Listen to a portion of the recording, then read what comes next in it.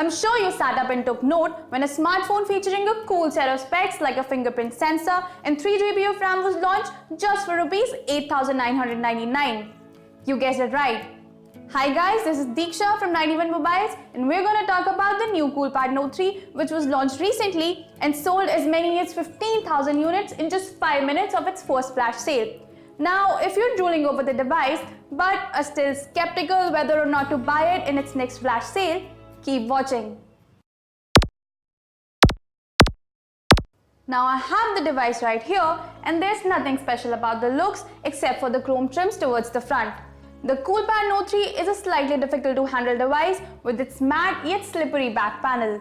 The large display doesn't help either, but for those of you with larger hands, the size of the phone shouldn't be a problem. The back panel of the device also attracts a lot of fingerprints and smudges. Talking about the back panel, the fingerprint sensor is placed below the main camera module. Now the scanner is pretty impressive and responds as soon as you put your finger on it. The phone can store up to 5 fingerprints which can be used to execute different functions. Now the placement of the sensor makes it easily accessible from your index finger, but I can't imagine using the other stored fingerprints without dropping the phone. I mean, this is like finger yoga. The 5 things you can do with 5 separate fingerprints is unlocking the phone, capturing an image, launching an app, quick calling a contact and using the fingerprint to lock an app. Now all of the features are extremely handy and useful if you can efficiently use all 5 of your fingers as and when needed, which is a bit difficult. I used my index fingerprint as the primary phone lock. The middle fingerprint was set to open WhatsApp, but more often than not I opened the app like I normally would. Additional functions include picking up a call and recording a call using fingerprints. However, you can do this with any of the 5 fingerprints stored on your phone. The phone runs the brand's Cool UI version 6.0 on top of the latest version of Android Lollipop. Apart from WhatsApp, which comes preloaded on the Coolpad Note 3, other third-party apps include WPS Office, WeChat, Amazon, Facebook and Explorer. There's also a theme center called Cool Show, wherein you can choose from 8 different themes and customize them as well. An application called Rock Wallpaper lets you shuffle wallpapers by shaking the device. There's no dedicated app drawer as you can expect from any Chinese Android skin. There are a lot of other software features on offer. To start with, there's gesture support. From the Wake Up gesture menu, you can choose to double tap to wake up the phone from standby, swipe down the screen to launch the camera app,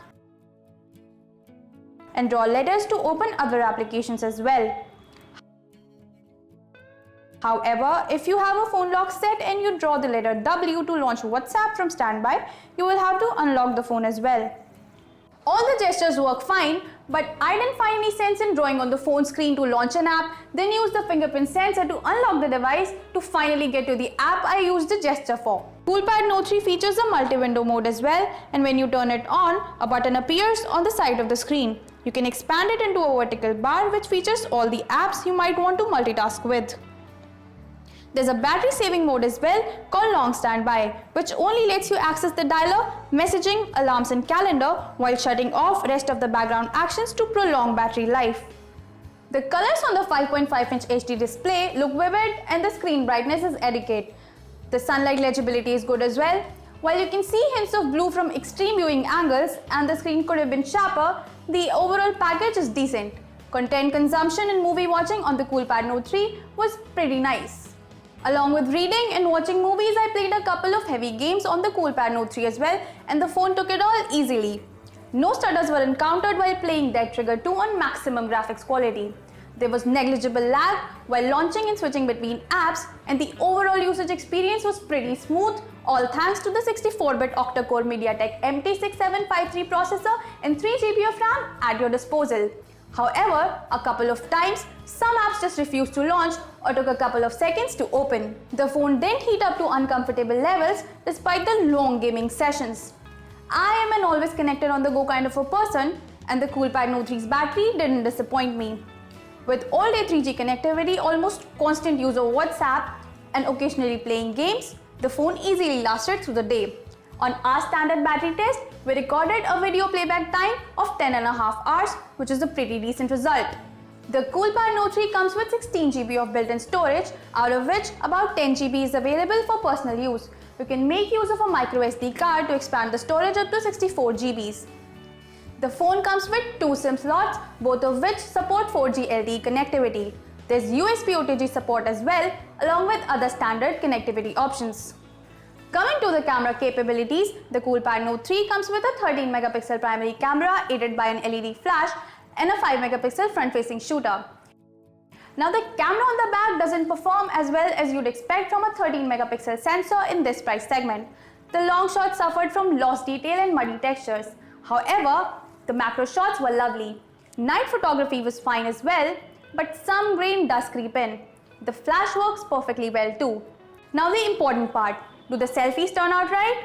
Yes, they do if there's abundant lighting. Now I personally am not a fan of the face beautification modes camera apps these days come with. However, if you like impossibly smooth skin and real-time face slimming, the front camera and the associated shooting mode on the Coolpad Note 3 should please you.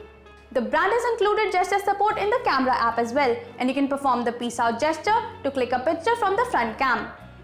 Now the Coolpad Note 3 does stand out with its extremely efficient fingerprint scanner and powerful processor. The battery life is just as good, and I was rather impressed by some of the software features. However, an average display and poor cameras take away from the package.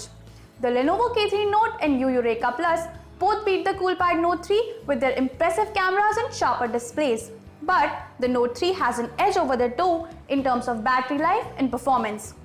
If you can settle for a camera that just about does its job, the Coolpad Note 3 is a great option under Rs 10,000. If it helped with your skepticism about buying the Coolpad Note 3, give this video a thumbs up and subscribe to the channel.